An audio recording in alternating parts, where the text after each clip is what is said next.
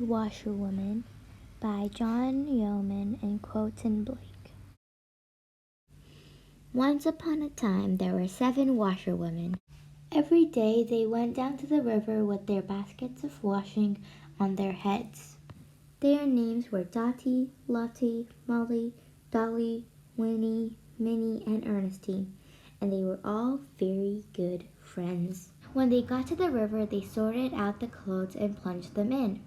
They soaked them, they soaped them, they pounded them on the stones.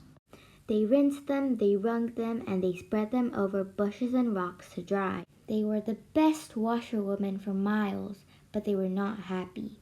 The owner of the laundry, Mr. Balthazar Tight, was a very mean little man, and kept them working from morning to night. Every morning at the crack of dawn, they had to get up and do the ironing before the day's washing arrived. And when it did arrive in the goat cart, Perkin the delivery boy would say, "I'm sorry, ladies, but it's more than ever today." One morning, as the washerwoman stared glumly at the mountain of dirty laundry, they felt that it was really too much. They sighed as they looked at the filthy sheets, grubby hankies, horrid socks, grimy nightshirts, messy tablecloths, and ghastly towels. Why don't we just leave it?" suggested Ernestine timidly. Their faces brightened up immediately. "What a marvelous idea!" chuckled Dolly, flinging a grimy t-shirt across the room. "Why didn't we think of it before?" chortled Winnie. And at that they began to dance. Their door burst open and Mr. Balthazar Tight stepped in, with Perkin. Now, ladies," he said with a frown, "there's work to be done." Then he looked at the great mound of laundry on the floor. "Wonderful," he said. "There's more than ever." This made Minnie so angry that she shouted, "Let him have it, girls!" And the 7 washerwomen pushed the mountain of laundry until it collapsed on top of Mr. Balthazar Tight. When he was struggling to get free, the 7 washerwomen raced out of the laundry and into the yard.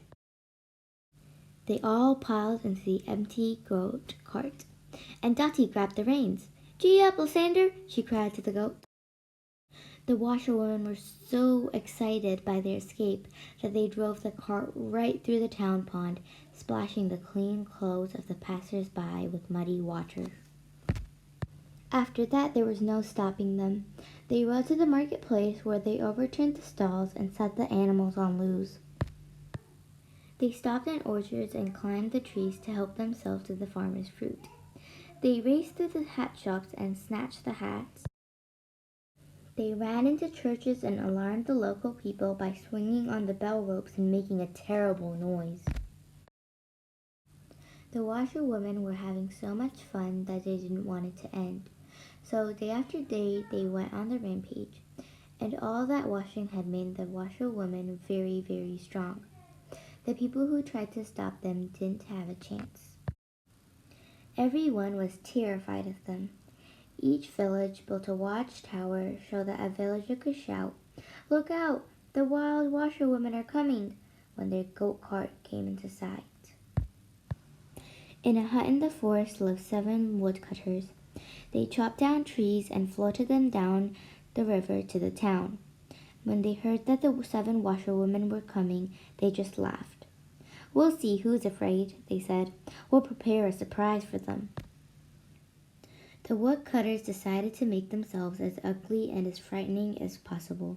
They tangled their hair and matted their beards.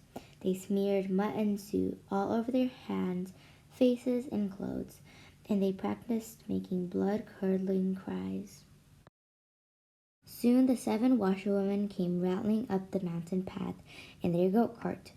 As they turned a corner, there in front of them was a terrifying sight. Lysander stopped in his tracks, and even the wild washerwomen were about to run away. But then Minnie realized that they were looking at the dirtiest and grubbiest things that they have ever seen in their lives. "Come on, girls," she shouted.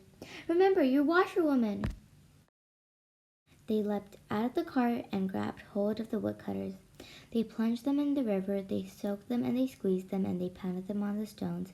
They rinsed them and they wrung them, and they laid them out to dry. By the time they had finished, the woodcutters had never looked so clean and shining, and the washerwoman felt quite proud of their work. In fact, now they could see the woodcutters without their soot and mud. They really rather liked the look of them. The washerwoman never went back to work for Mr. Balthazar Tite.